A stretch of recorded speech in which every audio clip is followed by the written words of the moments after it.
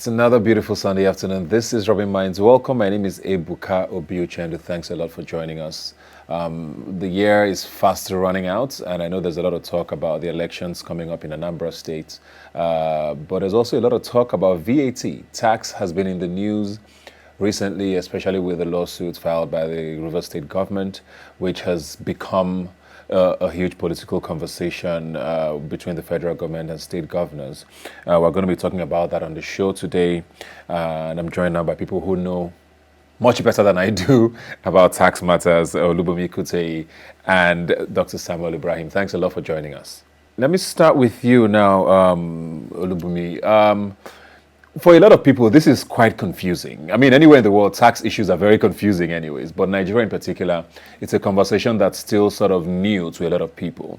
And so I remember hearing someone a couple of days ago say, if federal government cannot collect VAT from states, why does the FIRS exist? So very basic questions like this are what people are trying to understand.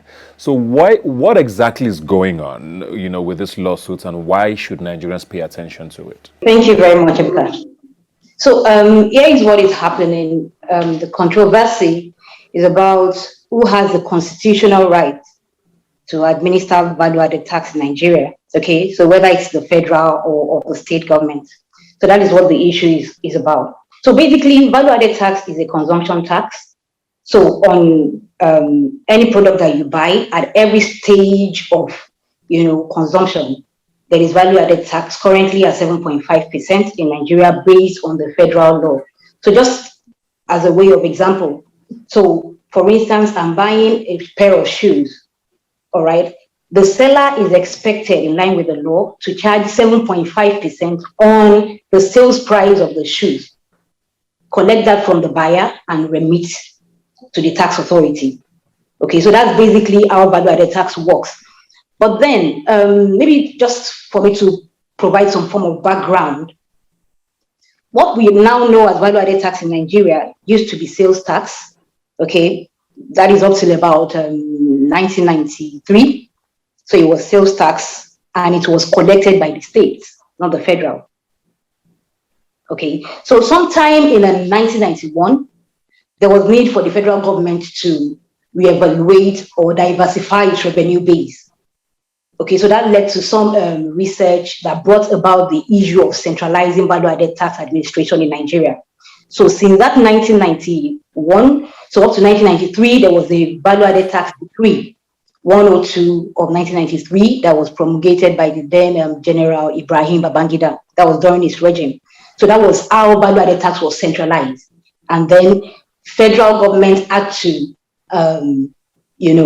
undo the administration of value-added tax through the Federal Board of Inland Revenue, which is now the FIRS. Okay, so that was up to 1993. So after that, in 1999, the Constitution came, onto the scene. And as you all know, that the Nigerian Constitution is the basis of everything that we do as a country. In 1999, when the Constitution came into the scene, it was observed that somehow value-added tax was omitted from the list of items that the National Assembly can make laws on. So what am I saying? Based on the Constitution, there is a list of exclusive legislative items, which is called exclusive legislative list, which contains items on which the National Assembly, that at the federal level, can make laws. But on that list, there are only 3 items when it comes to taxation. And those items are capital gains tax, stamp duty, and incomes and profits. Okay, so VAT was not on that list. And then the same Constitution also says that anything not on the exclusive legislative list, the State House of Assemblies can make laws, on such items. So that was what brought about the issue of this controversy between the, federal government and the state. So it was on this basis that River State then approached the court to say, based on the Nigerian Constitution, the federal government doesn't have the right to collect or administer value-added tax in Nigeria. Why? Because that item is not on the exclusive legislative list. Okay, so that's basically what brought about this controversy. For us now, Dr. Samuel. So, if this is the case, the Constitution has clearly stated what's going on. Rivers State has won a case in court. Some other states are jumping on saying, yes, we're going to join in this suit if it gets appealed. Why then is the federal government fighting it? Why do you think they're doing this? Thank you very much, Ibuka.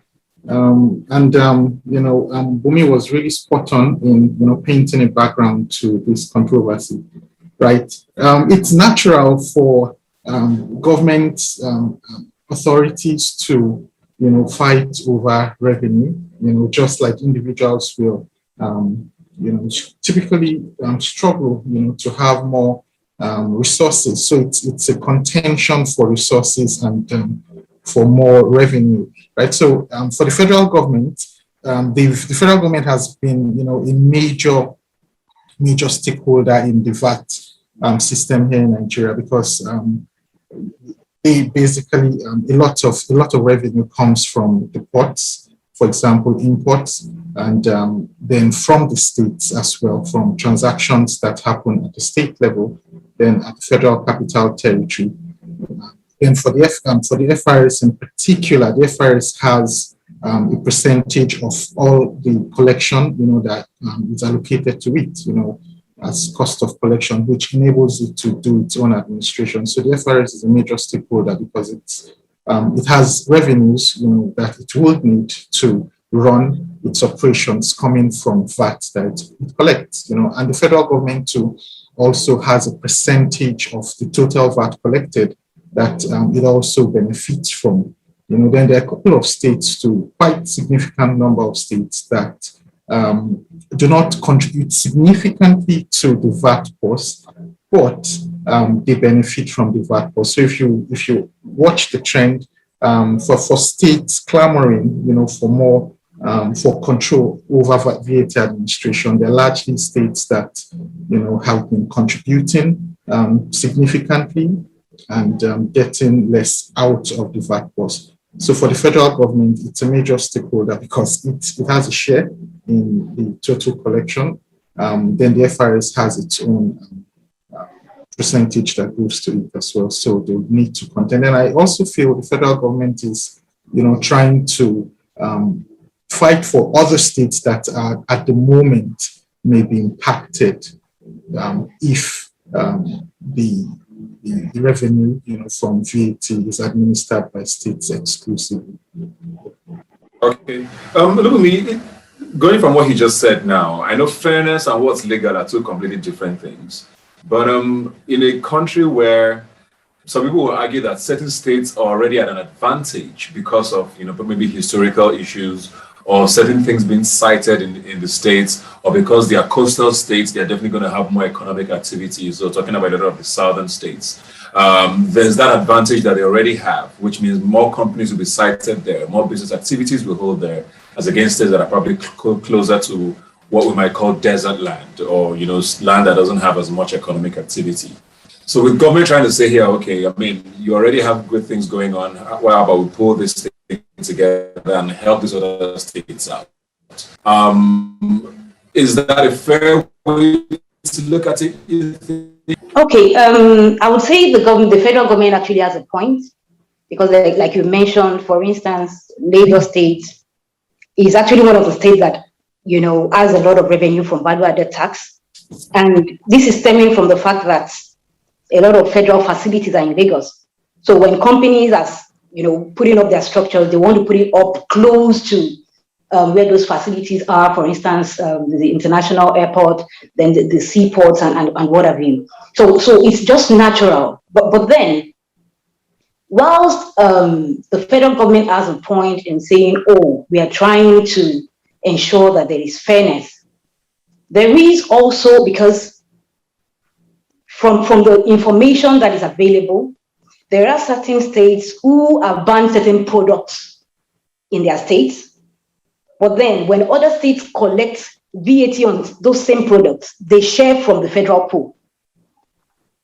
Okay, so while fairness is something to consider, I would say that there is also a need for the federal government to look at things from the perspective of, are the states doing enough in terms of, looking inward to see how best they can harness the natural resources or, whatever resources or, services that they can leverage to increase on their economy as a state. So I think in addition to the fairness bit, there is also the need for states to look inward to see how can they better their situations, as a state.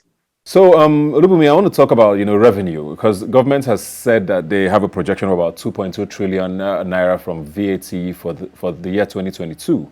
So obviously, VAT is still in their conversation with regards to projections for revenue next year.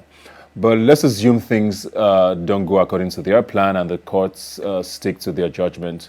Nigerians are very worried about, tax being increased. Because government has to make up that revenue somehow. We're already complaining about loans that have been taken from international organizations and foreign bodies. Is that a realistic fear for Nigerians that we might see an increase in tax in the coming year? Thank you, Ebuka. In terms of it being a realistic fear, I would say that it's most unlikely for the federal government to be requesting for value-added tax. Now, within the value-added tax scope, for the federal government to be requesting for VAT if the state happens to win this case at the Court of Appeal. But I would say that one major thing that has saddled the Nigerian tax space is the fact that tax authorities, the government are always, for instance, if this goes the way of the state government, federal government will not need to allocate VAT to the state anymore. So the VAT income will not be coming to the federal level, and then there is no need for allocation. So I would say that in taking a look at this, federal government needs to look at the impact on the Nigerian economy. One, what is the effect of all of this controversy on taxpayers in Nigeria at the moment?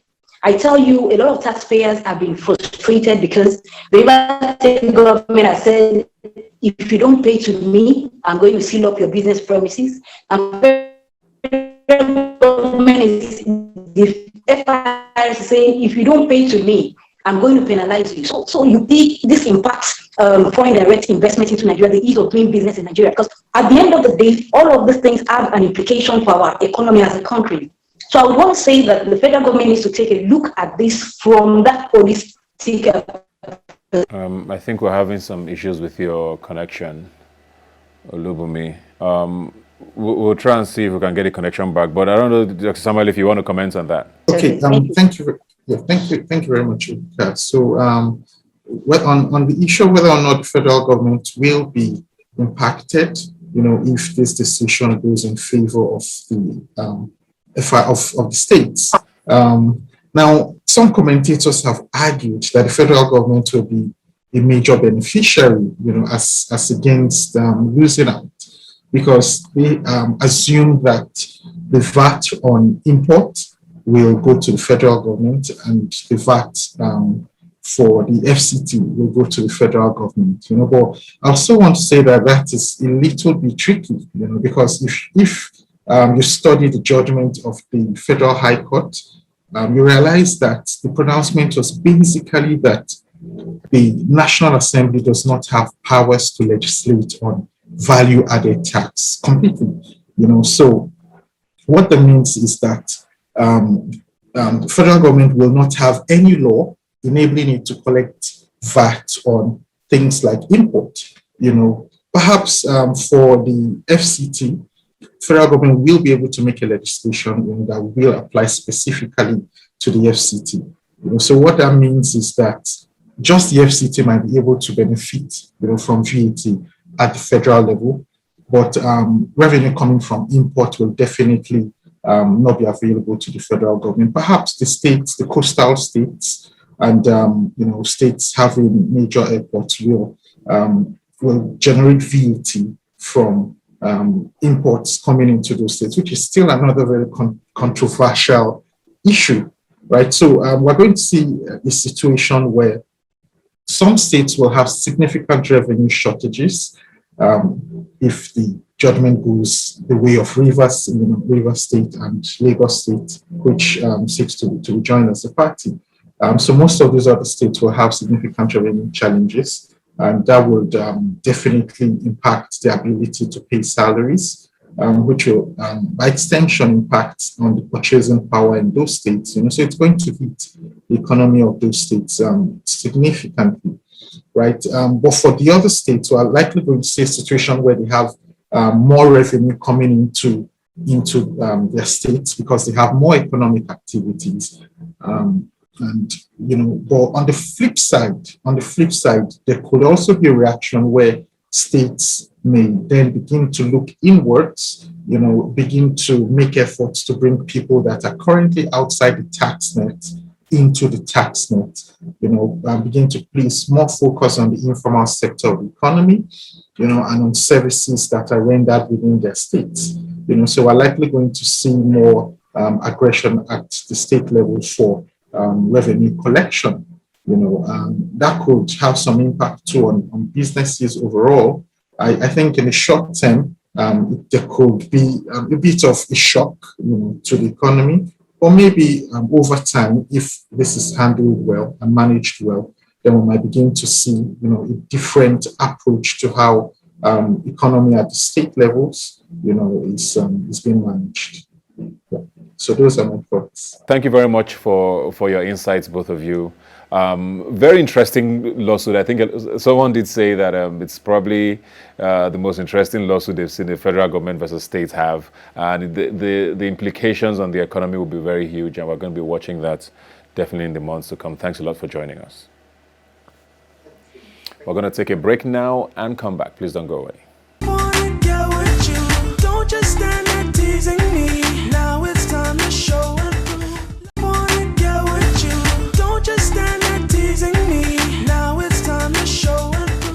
Welcome back. Now we're going to be talking vaccines, and of course COVID-19 is still a huge factor and a determining sort of factor for just the way the world still functions. And we're joined now by an expert in this field who has continued to do great work, Dr. Alera Roberts. Thanks a lot for joining us. Thank you very much for having me. Okay. I want to start as quickly as you can. Let us understand the state of vaccines with regards to Nigeria now, because I know the latest statistics I saw said something around under 2% fully vaccinated in the country. How many more vaccines are we expecting to start with, and what is the rollout looking like, as quickly as you can? Well, we're expecting any number that we can get. The truth of the matter is that we are part of the COVAX initiative, so we'll get whatever is available. The problem is more a case of production globally and then getting our quota. But everything that we've asked for so far, we're getting. I think there's another 30 million coming in. And certainly by 2022 next year, we should be able to vaccinate at least a quarter of the population, giving them fully vaccinated, that is. As to the rollout, it has been extremely efficient, given everything that's going on in the country, and you know what I'm talking about. But this has been extremely efficient, and we have been able to leverage very strongly on our experience with the polio vaccination. So, so far, very good. That's the best I can say.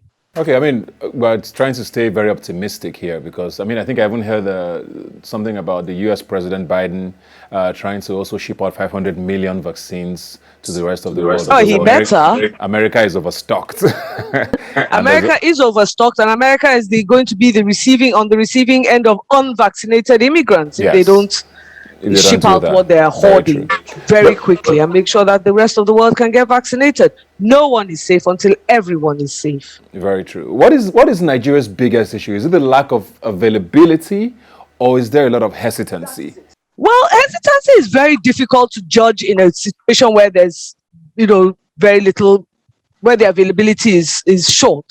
So far, there are so many sites in the island in Lagos State that are, crowded day after day after day, So it's very difficult to judge hesitancy with a shortage. Okay, speaking into that now, because we've had certain countries have made it mandatory. Some other countries are going through these debates. Of course, the biggest example is the US, where there's a constant political battle now with vaccines. It's become such a political conversation, seeping into election conversations even. But some other countries have made it mandatory. We're hearing, I think Denmark, I can't remember, is the first country in the world now, I think, or in Europe, to be fully open, because they've gotten at least 75% vaccination rates fully, which is, of course, crosses the threshold for herd immunity. I mean, we are still a long way from that. But do you think it's a good thing, considering what the world is going through, for vaccinations to be mandatory?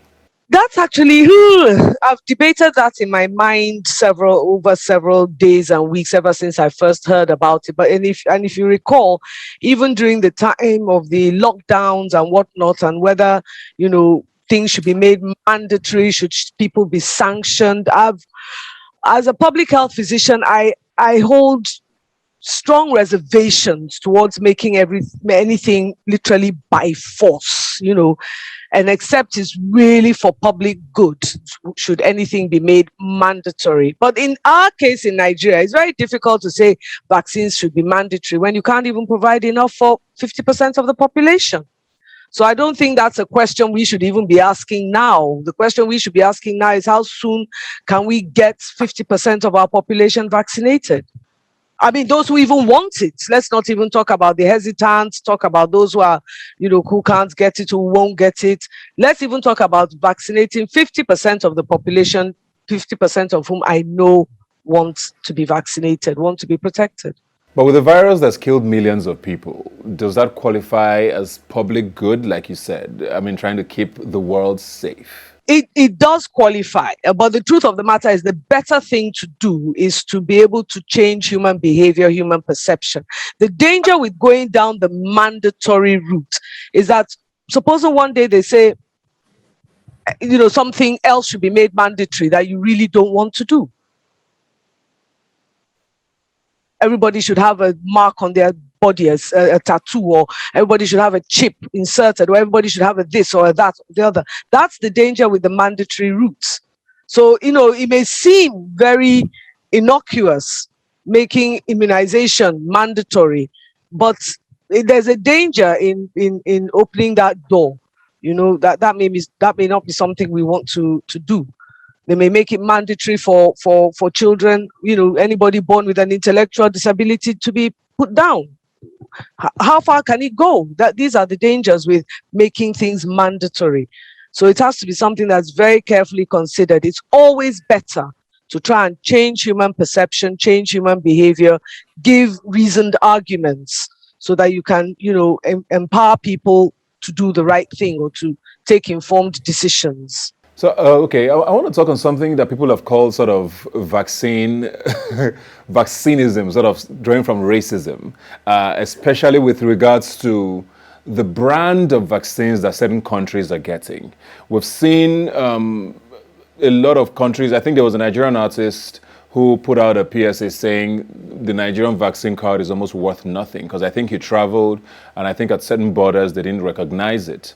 And there was also a piece, I think, that was titled, "I'm Nigerian, I'm vaccinated, Europe won't let me in." I think for a lot of the people who got the first batch of vaccinations, correct me if I'm wrong, in Nigeria got the AstraZeneca, I believe.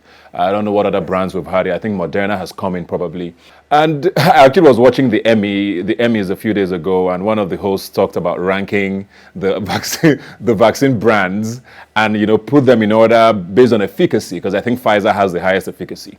So is Nigeria at a disadvantage considering the kind of brands we've gotten, seeing what is happening to us? Or are we just being discriminated against because we're Nigerians, you think? I would rather say the latter than the former. I'm sorry. But then to be honest with you, everything about COVID has been so highly politicized that I'm not even surprised that this is being politicized as well. And I remember somebody asked a question way back when, which is the best COVID vaccine? And I said the best COVID vaccine is the one you can get, because ultimately it's about the person, it's about you, the individual, and whether you're protected against severe disease and hospitalization. Granted, I mean, just like in cars, I mean, everybody would want a Rolls Royce or a Mercedes, but I mean, if you can't get the innocent motors and it's moving and it's getting you from A to B and the air conditioner's working, hey, I'll drive it. Makes sense. So I know we had you on the show a while ago talking about, COVID, and, I think things were pretty much at its peak the first time we had you on the show. What have you noticed differently now with Nigerians, sort of the way they react to this virus? Is there more sort of awareness of what it is, or are people now a little even more careless about, how they carry on with dealing with this? That's a really good question, and one that has, needs a lot of thought, in the sense that what I've noticed is that COVID has certainly exposed most brutally the gaps in access to healthcare, the gaps in service delivery, the gaps in awareness of disease causation. So there's so many gaps that COVID has exposed in our polity, in our socioeconomy, that it's actually scary how much we have lost over the last 3-4 decades. Things that, how is it that in the 21st century we're teaching people how to wash hands? These are questions that absolutely baffle me. How is it that we're teaching people the essence of personal and environmental hygiene in the 21st century? I mean, I don't know. So I've seen a lot of gaps. I've seen a lot of families being tipped into unexpected difficulty because suddenly a loved one is ill for any reason, and access to healthcare is punitively expensive.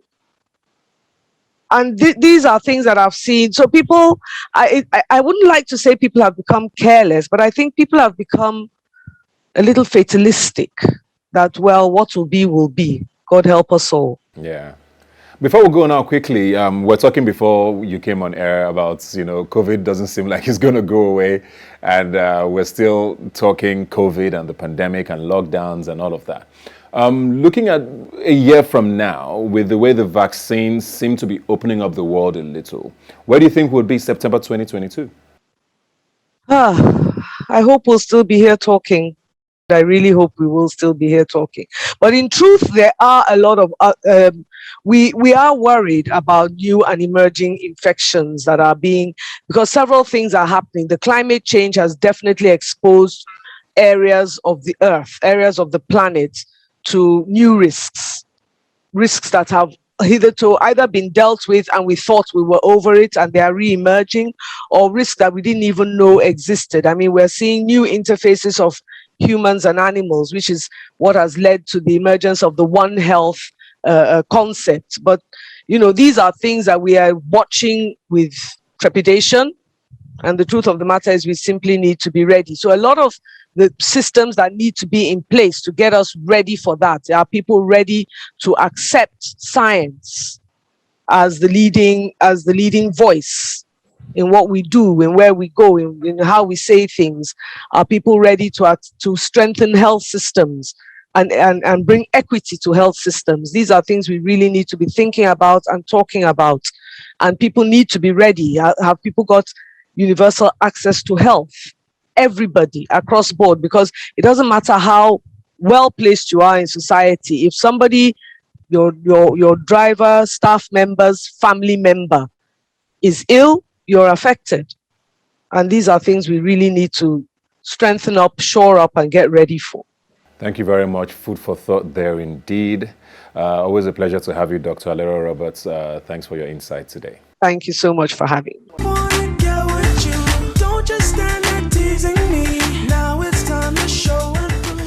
All right, welcome back to the show. Now, on the 1st of October 1960, of course, Nigeria gains its independence, and which means in about 5 days' time, we're celebrating our 61st anniversary as a nation. It's not the best of times for a lot of Nigerians. There's so much going on economically, with security. People have so many complaints. But it's interesting because this is still our country and there's a lot to still be hopeful for. I know many people might not agree with with that statement, but you look around you, and the word I'm not a particular fan of these days is resilience. But that's something that has carried us this far. And there's a lot of bright spots still. We see what's happening in entertainment. I know I talk about that a lot, but it shows what Nigerians can do when they're left to thrive. Also with infotech and technology and fintech and all of the things around technology.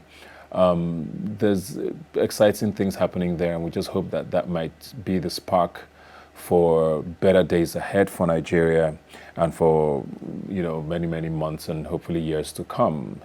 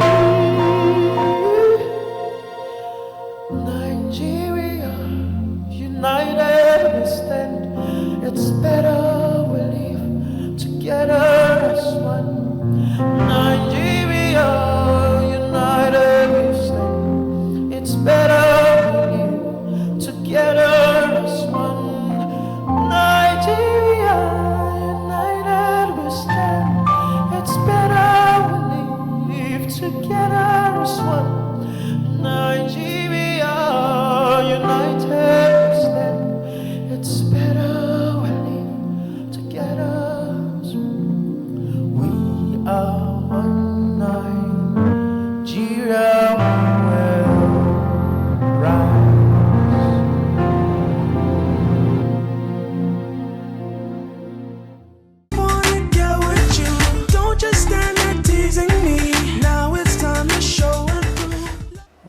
We're going to take a break now and come back with some more right here on Rubbin Minds. Please stay with us. Wanna get with you. Don't just stand there teasing me. Now it's time to show and prove. Wanna get with you. Don't just stand there teasing me. Now it's time to show and prove. But we're going to go out now and speak to a few Nigerians to find out what they are thinking as Nigeria celebrates its 61st independence anniversary, what they expect to see in the year ahead, and just generally their hopes for a better country. So watch this. Wanna get with you. Don't just stand there teasing me. Now it's time to show and prove.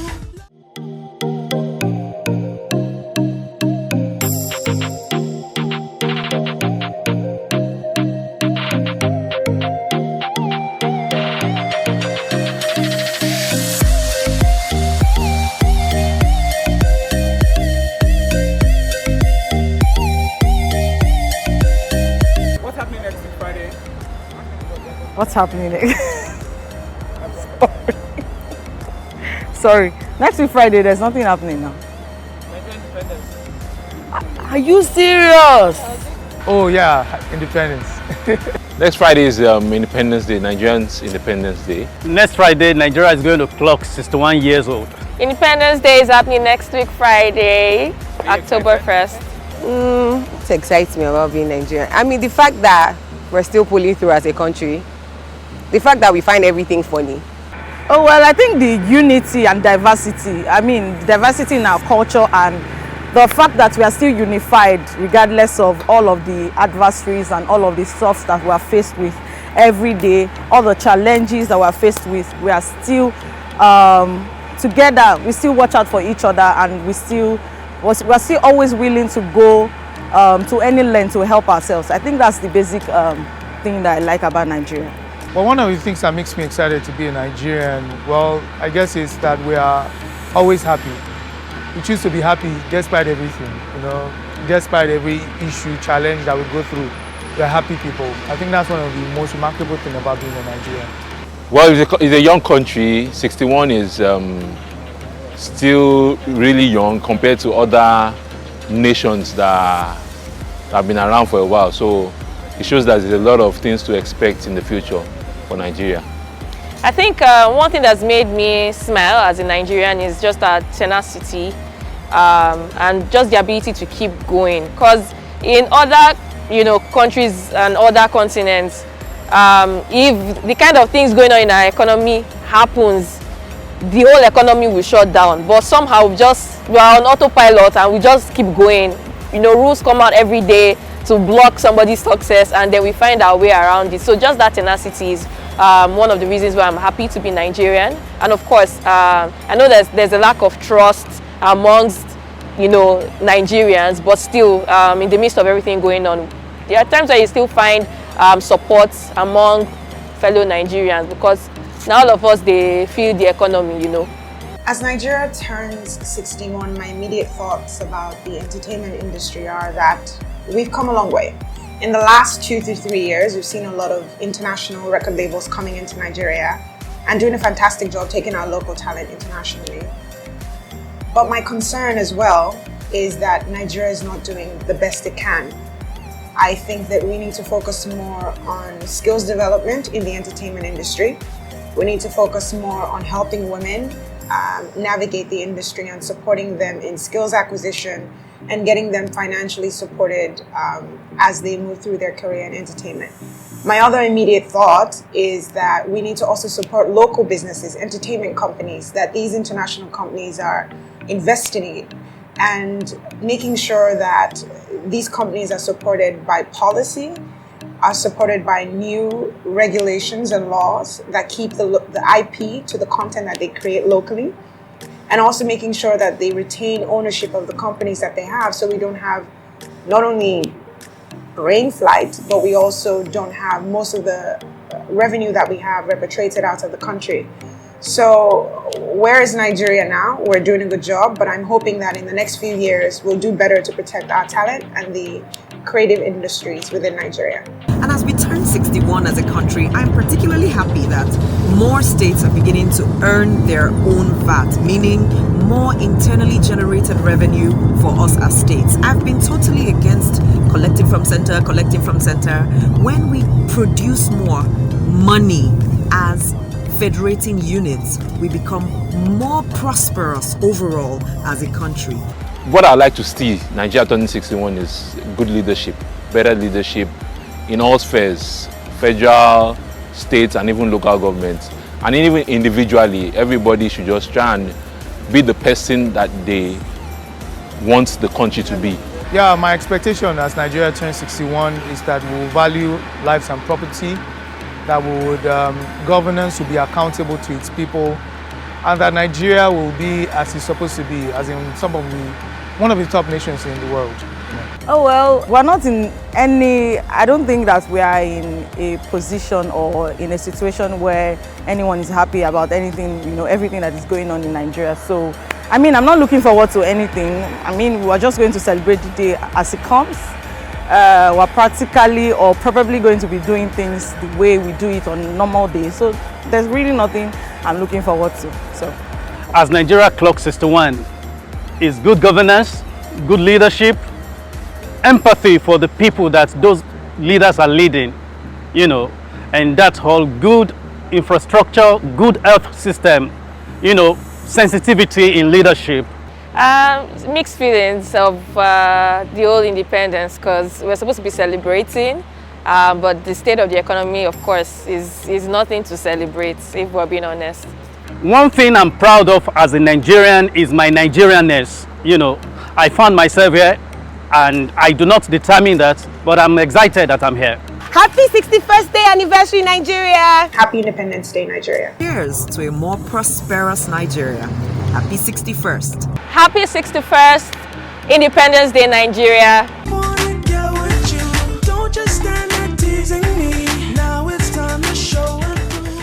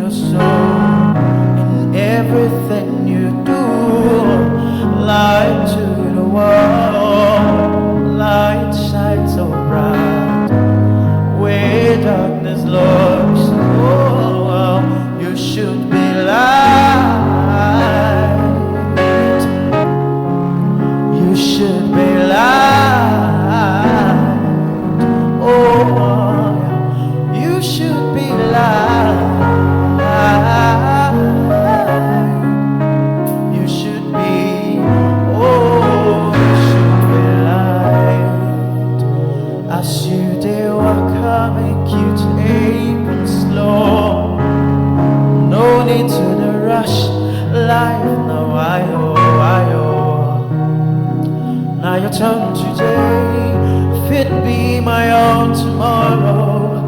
You better be good, you better be kind. Ask you to walk, I'll make you take it slow. No need to the rush, life now,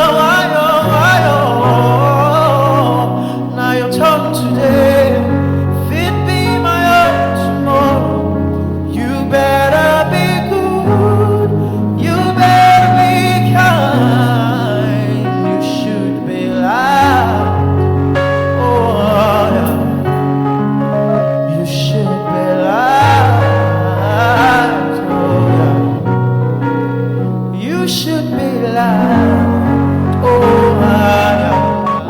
Well, that's our show. Thank you very much for joining us. Hopefully you have a great independence celebration in the days ahead. And as always, you can follow the conversation on social media. Please use the hashtag #RubbinMinds when you send us a message. I'll see you next Sunday.